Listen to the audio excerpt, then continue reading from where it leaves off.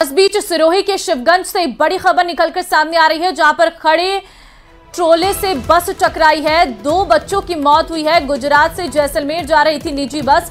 हादसे में 2 बच्चों की मौत, 10 को रेफर किया गया है। 12 अन्य घायलों का शिवगंज के सरकारी अस्पताल में इलाज जारी है। शिवगंज के पालड़ी जोड़ के पास यह हादसा हुआ है। शिवगंज पुलिस और हॉस्पिटल की टीम मौके पर पहुंची है। तो सिरोही से पूरा मामला, जहां पर बस खड़े ट्रोले से टकराई है। 2 बच्चों की इसमें मौत बताई जा रही है। गुजरात से जैसलमेर जा रही थी ये निजी बस। तस्वीर भी हम आपको दिखा रहे हैं जहां पर यह हादसा हुआ है। आप देख सकते हैं पूरी तरीके से चकनाचूर जो है बस हो गई है।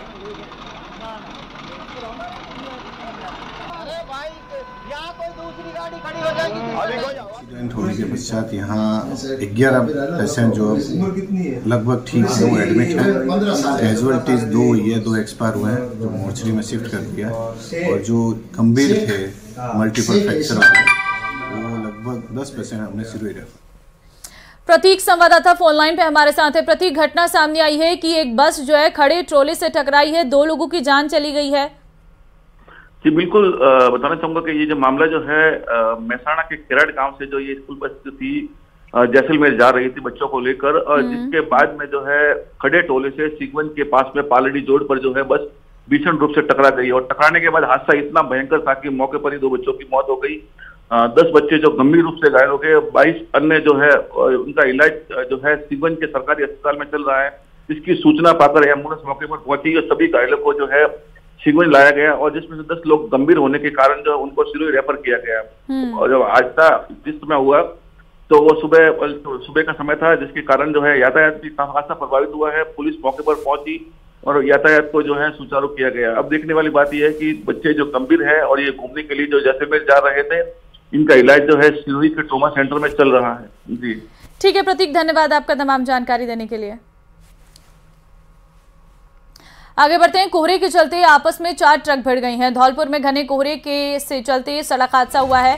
कोहरे के कारण आपस में भिड़े हैं 4 ट्रक। आगे चल रहे ट्रक ने धुंध के कारण लगाया ब्रेक। पीछे चल रहे 3 ट्रकों ने टक्कर मारी है। आगरा से ग्वालियर की ओर जा रहे थे सभी ट्रक। हादसे में घायल शख्स को अस्पताल में भर्ती कराया गया है। हाईवे पर लगी जाम को निहालगंज थाना पुलिस ने खुलवाया है। आगरा मुंबई राष्ट्रीय राजमार्ग संख्या 44 पर समसू मार्केट के पास यह हादसा हुआ है।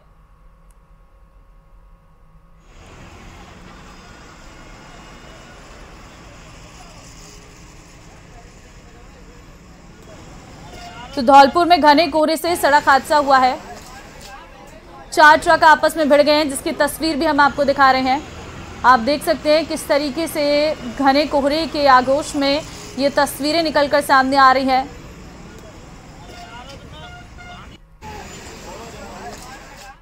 जयपुर से बड़ी खबर दे रहे हैं, जहां पर साइबर ठग गिरोह का पर्दाफाश। ये मामला 4 आरोपियों को पुलिस ने कोर्ट में पेश किया है। कोर्ट ने आरोपियों को 6 दिन के रिमांड पर भेजा है। विद्याधर नगर थाना पुलिस कर रही आरोपियों से पूछताछ। आरोपियों से मिला है 15 करोड़ से अधिक लोगों का डेटा। आरोपियों से मिला है क्रेडिट और डेबिट कार्ड का डेटा। 1 करोड़ आधार कार्ड उपभोक्ताओं का डेटा भी इस दौरान बरामद किया गया है। तो साइबर ठग गिरोह का पर्दाफाश। लवली संवाददाता फोन लाइन पे इस वक्त हमारे साथ है। लवली, देखिए बड़ा मामला है जहां पर एक बड़ा गिरोह जो साइबर ठगी करता है उसका पर्दाफाश हुआ है। कोर्ट से क्या कुछ इजाजत मिली है? देखिए 6 दिन का पुलिस रिमांड इन आरोपियों का लिया गया है। दफा 420 और जो ऑनलाइन जो तकनीकी साइबर ठगी की जो धारा है उसमें इनका मामला IT एक्ट के तहत दर्ज किया गया है कि लोग जामताड़ा बिहार और तेलंगाना के ठगों से ट्रेनिंग लेने के बाद में राजस्थान के जयपुर से ही जो है पिछले 3 साल से लगातार इस तरह की ठगी की वारदातें कर रहे थे। आए दिन ये अपने मकान बदलते थे, लेकिन विद्याधर नगर थाना इलाके में जैसे ही इन्होंने मकान लिया और उस इलाके में इससे ठगी की वारदात को करने लगे, तो अब विद्याधर नगर थाना पुलिस ने कल देर रात को इनको गिरफ्तार किया था। कोर्ट में पेश किया गया, जहां से चारों आरोपी में से 3 आरोपी राजस्थान के भीलवाड़ा के रहने वाले हैं, जबकि 1 आरोपी अभिषेक पटना का रहने वाला है। ये चारों आरोपी 12वीं फेल है और तकनीक के मामले में इतने जबरदस्त जानकार हैं कि किसी का भी डेटा कहीं भी बैठ करके हैक कर सकते हैं। करीब 15 करोड़ लोगों के क्रेडिट कार्ड, डेबिट कार्ड के नंबर के अलावा CVV नंबर और ID तक जो है OTP को हैक करने जैसी तकनीक भी लोगों के सामने आई है।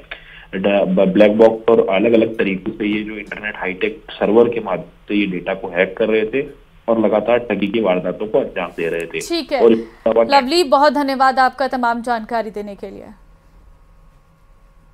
अब खबर अजमेर से आपको देंगे, जहां पर पुलिस के सिपाही पर विवाहिता को बंधक बनाकर बलात्कार का आरोप लगा है। पीड़ित विवाहिता ने सिविल लाइन थाने में दर्ज कराया मुकदमा। सिपाही पर सीसीटीवी से नजर रखने का आरोप। माता पिता को झूठे मुकदमे में फंसाने की धमकी। फोन पर बात नहीं करने पर दिखाया पुलिस का रौब। अपहरण, बंधक बनाकर शादी का बनाया दबाव। शादी का भी फर्जी सर्टिफिकेट बनवाया। दबाव डालकर साइन जो है कराए गए हैं।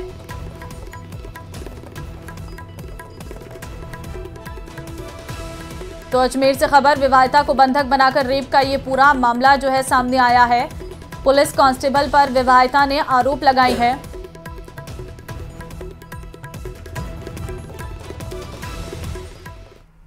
और चलिए अब बात इस ठंड भरे मौसम की कर लेते हैं, क्योंकि बर्फानी सर्दी का सितम लगातार जारी है। तापमान में गिरावट हो रही है। सीकर जिले में आज माइनस में पहुंचा है पारा। सीकर में आज -0.5 डिग्री न्यूनतम तापमान है। चूरू में 1 डिग्री न्यूनतम तापमान दर्ज किया गया है।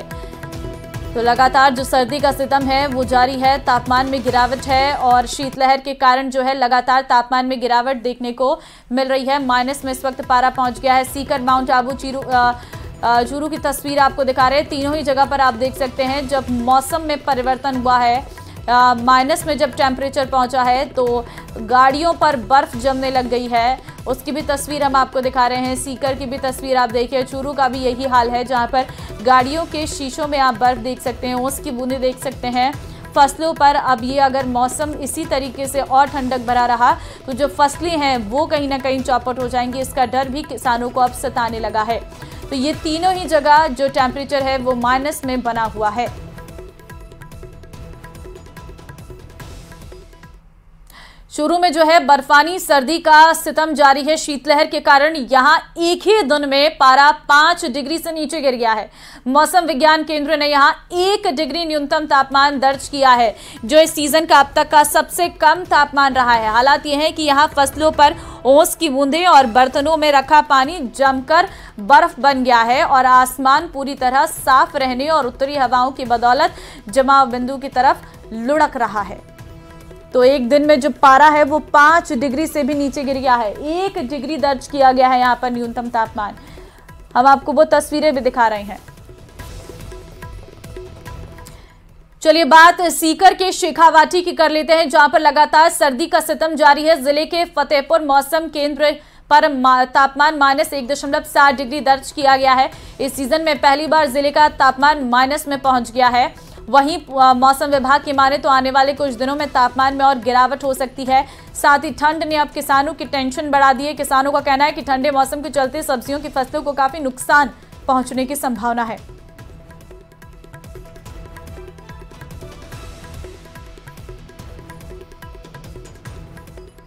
तो वहीं श्रीगंगानगर जिले में सुबह से ही घने कोहरे की चादर में लिपटा हुआ है। मौसम विभाग ने पहले ही श्रीगंगानगर में कोहरे और कोल्ड डे का येलो अलर्ट जारी किया था, जिसका असर अब देखा जा रहा है। घने कोहरे की वजह से विजिबिलिटी के कारण सड़कों पर वाहनों की रफ्तार धीमी पड़ गई है। तो वहीं रेल यातायात भी थम सा गया है। तो आपको तस्वीरें दिखा रहे हैं। गंगानगर में मौसम विभाग के द्वारा आज घने कोहरे के साथ साथ कोल्ड डे का येलो अलर्ट जारी किया गया है, जो सही साबित होता हुआ भी दिखाई दे रहा है। अभी से हम श्री गंगानगर के रेलवे स्टेशन पर मौजूद है। हम आपको यहाँ की तस्वीरें दिखाएं तो आप ये देखिए, समूचा श्री गंगानगर रेलवे स्टेशन इस समय घने कोहरे की चादर में लिपटा हुआ है। न केवल रेलवे स्टेशन बल्कि हम कहें कि श्री गंगानगर जिला ही घने कोहरे की आगोश में डूबा हुआ है, तो ये बात बिल्कुल ठीक रहेगी। क्योंकि आज जिस तरह से घना कोहरा दिखा जा रहा है उससे एक अंदाजा लगाया जा सकता है कि ग्रामीण क्षेत्रों में ये कोहरा और कितना घना होगा। और साथ ही साथ विजिबिलिटी किस हद तक प्रभावित हुई है। सड़कों पर विजिबिलिटी लगभग 0 होने की वजह से यातायात काफ़ी प्रभावित हो रहा है। वाहन चालकों को अच्छी खासी परेशानियां हो रही हैं और या यूँ कहें कि हम वाहनों की जो रफ्तार है वो बिल्कुल इस कोहरे ने रोक सी दी है। हालांकि न केवल सड़कों पर बल्कि रेल यातायात पर भी इस घने कोहरे का काफ़ी असर पड़ रहा है। न केवल उत्तरी राजस्थान में बल्कि जिस तरह से उत्तरी भारत में दिल्ली की बात करें, हम पंजाब की बात करें, हरियाणा में बात करें, तो यहाँ पर इस समय हार्ड कपकपा देने वाली ठंड के साथ साथ जिस तरह से घना कोहरा पड़ रहा है उससे रेल यातायात भी अच्छा खासा प्रभावित हो रहा है। श्री गंगानगर से अंबाला जाने वाली ट्रेन को रेलवे प्रशासन के द्वारा 1 दिसंबर से 29 फरवरी तक के लिए पहले ही कैंसिल कर दिया गया है। तो वहीं दिल्ली, कोटा, पंजाब, झालावाड़ से आने जाने वाली ट्रेनों का संचालन भी अच्छा खासा प्रभावित हुआ है। कुछ देर पहले ही दिल्ली से चलकर गंगानगर आने वाली तिलक ब्रिज एक्सप्रेस पहुंची है, यानी कि वो अपने निर्धारित समय से तकरीबन 1 घंटा 20 मिनट की देरी से गंगानगर पहुंची है। तो ऐसे में अंदाजा लगाया जा सकता है कि इस समय श्री गंगानगर जिले में सर्दी का जो ट्रिपल अटैक है, दिनों रात के तापमान में गिरावट है, हल्की ठंडी हवाएं चल रही हैं और साथ ही साथ में ऊपर से घना कोहरा कहीं ना कहीं श्री गंगानगर वासियों की मुश्किलें बढ़ा रहा है। हालांकि मौसम विभाग के मुताबिक और कृषि विभाग के मुताबिक ये मौसम अभी तक तो खेतों में खड़ी रबी की फसलों के लिए काफ़ी फायदेमंद है, लेकिन आने वाले दिनों में यदि ये ठंडी हवाएं थोड़ी तेज़ होती हैं या पारा और ज़्यादा गिरता है या जमाव बिंदु की तरफ बढ़ता है तो निश्चित है कि सरसों की फसल के लिए नुकसानदायक हो सकता है। साथ ही साथ एहतियातन प्रशासन ने 5वीं तक के बच्चों की स्कूलों की छुट्टियां 11 जनवरी तक की हुई है। अबू धाबी में पहला भव्य हिंदू मंदिर बनकर लगभग तैयार हो गया है, जिसका वीडियो भी सामने आया है। अब सिर्फ फाइनल टच दिया जा रहा है। मंदिर को बनाने के लिए सैकड़ों मजदूरों ने दिन रात काम कर इस भव्य मंदिर को बनाया है। मंदिर में बेहतरीन नक्काशी बनाई गई है। अरब मुल्कों का ये सबसे बड़ा और भव्य मंदिर है। पीएम मोदी 14 फरवरी को अबू धाबी में हिंदू मंदिर के उद्घाटन समारोह में शामिल हो सकते हैं। मंदिर का निर्माण कर रही संस्था बीपीएस के स्वामी ईश्वर चरण दास और स्वामी ब्रह्मा बिहारी दास ने नरेंद्र मोदी को मंदिर उद्घाटन के लिए निमंत्रण दिया था। मुस्लिम यूएई की राजधानी अबू धाबी में बन रहा ये पहला इतना बड़ा हिंदू मंदिर है। ये अयोध्या के मंदिर की तरह काफी भव्य और शानदार है। ये मंदिर करीब 55,000 वर्ग मीटर में बना है और इसे भारतीय कारीगरों ने तराशा है।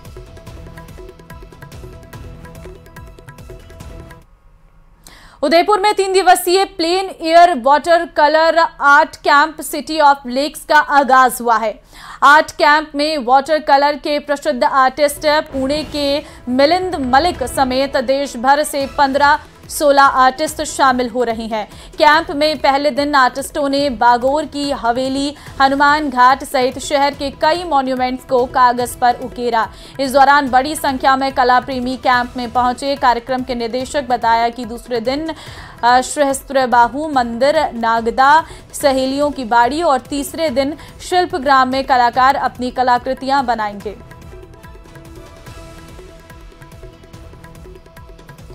अजमेर उत्तर से 5 बार के विधायक और विधानसभा अध्यक्ष वासुदेव देवनानी ने अपने जन्मदिन पर गरीबों और बेसहारा लोगों को कंबल का वितरण किया। इस दौरान देवनानी देर रात शहर के अलग अलग स्थानों पर पहुंचे और जरूरतमंद लोगों को कंबल वितरित करते नजर आए। साथ ही जन्मदिन के दिन विधायक कई कार्यक्रमों में व्यस्त रहेंगे। गौशाला का दौरा कर गायों को चारा खिलाने और अनाथ बच्चों के साथ भजन भी करेंगे। इस दौरान शहर के बीजेपी कार्यकर्ता उनका जन्मदिन हर्षोल्लास से मना रहे।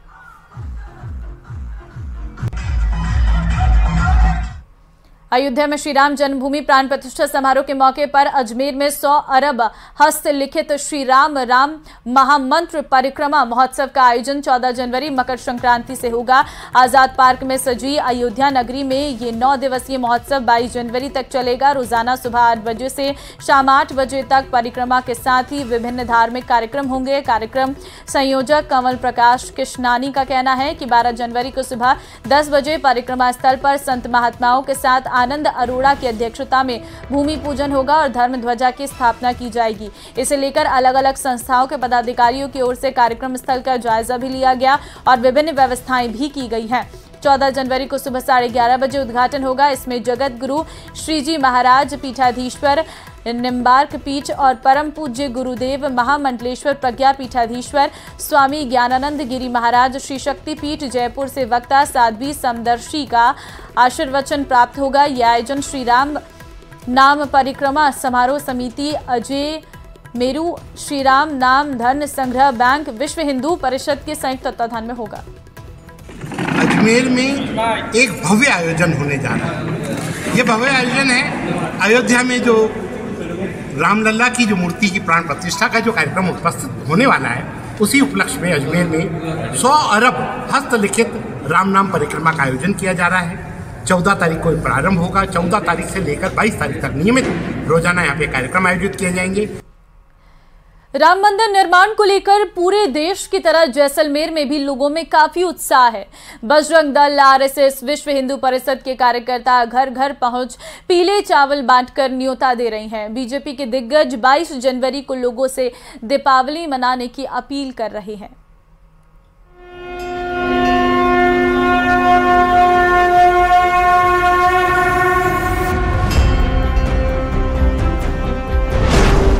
बस चंद दिनों का और इंतजार। सदियों की साधना होगी पूरी।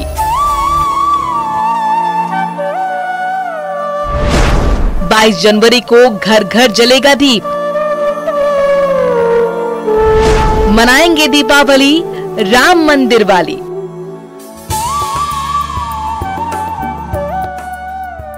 राम राष्ट्र निर्माण का संकल्प है। राम कथा पारिवारिक मूल्यों की पाठशाला है। तभी 22 जनवरी से देश के नए युग में प्रवेश करने की बात कही जा रही है। अयोध्या धाम में श्री राम मंदिर के प्राण प्रतिष्ठा का हर दिन हर लिहाज से ऐतिहासिक माने जा रहा है। मंदिर के लिए देश भर में सभी वर्गों के लोगों में बेहद उत्साह और उमंग है। और मैं ये मानता हूँ कि ये घटना भगवान राम के मंदिर का प्राण प्रतिष्ठा जो है वो इस सदी की सबसे बड़ी घटनाओं में से एक घटना के रूप में आने वाले समय में इतिहास के पन्नों में अंकित होगी। राम मंदिर निर्माण को लेकर पूरे देश में उत्साह है। 22 जनवरी को सिर्फ अयोध्या ही नहीं बल्कि पूरे देश में दीपावली सी रौनक दिखाई देने वाली है। जैसलमेर में राम भक्त घर घर जाकर प्राण प्रतिष्ठा समारोह में शामिल होने का निमंत्रण दे रहे हैं। बीजेपी के दिग्गज लोगों से दीपावली जैसा जश्न मनाने की अपील कर रहे हैं। पूरे देश के अंदर उत्साह है और पूरे देश भर के अंदर पीले चावल भी दिए जा रहे हैं और उस दिन पूरे देश में विशेष दीपावली मनाई जाएगी और सभी अपने घर पर दीपक जलाएंगे। ठीक ऐसे ही 22 तारीख को हम सबको अपने घर घर में दीपावली मनानी है और जितने भी धार्मिक स्थान हैं वहाँ सब लोग उपस्थित होकर के जो मंदिर नहीं जा पाएंगे वहाँ अपने मंदिर में बैठ करके ही वहीं रामलला का पूजन करें और वहाँ दर्शन करें। कहना गलत नहीं होगा कि 500 वर्षों के बाद जब श्री राम चैन से मंदिर में स्थापित होंगे तब निश्चित ही जन जन को राम राज्य की सकारात्मक ऊर्जा मिलेगी। भारत एक नए युग में प्रवेश करेगा। न्यूज़ 18 राजस्थान के लिए जैसलमेर से संवाददाता रत्नू की रिपोर्ट। और चलिए एक बड़ी खबर शिक्षा विभाग से जुड़ी इस वक्त निकलकर सामने आ रही है। कल से शुरू होंगे 5वीं और 8वीं के आवेदन। ऑनलाइन आवेदन ये शुरू हो रही हैं। 20 दिनों तक चलेगी ऑनलाइन आवेदन की प्रक्रिया। 31 जनवरी तक परीक्षा के लिए किए जाएंगे आवेदन। सभी स्कूलों के संस्था प्रधानों को जारी किए गए हैं निर्देश। तो जानकारी इस वक्त आपको दे रहे हैं। 31 जनवरी तक जो है परीक्षा के लिए आवेदन प्रक्रिया रहेगी और सभी स्कूलों के संस्था प्रधानों को ये निर्देश जारी कर दिए गए हैं। कल से 5वीं और 8वीं के आवेदन जो है ऑनलाइन शुरू हो रहे हैं। चलिए आगे बढ़ते हैं।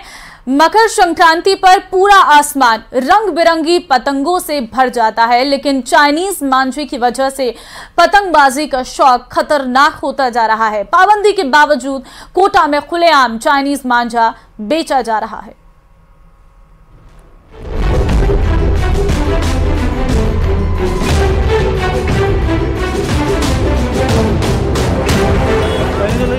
चाइनीज वाला ही ना? नहीं सादा ही है। चाइनीज वाला दो ना? चाइनीज वाला नहीं नहीं वो महंगा आता है, वो कम ही रखते हैं हम। 500 का 550 550 तो कोई दिक्कत नहीं है, ले लेंगे। उसमें क्या है, वो है नहीं ना, पैसों को लेके आएगा, वो भंडार से लेके आना पड़ेगा। वो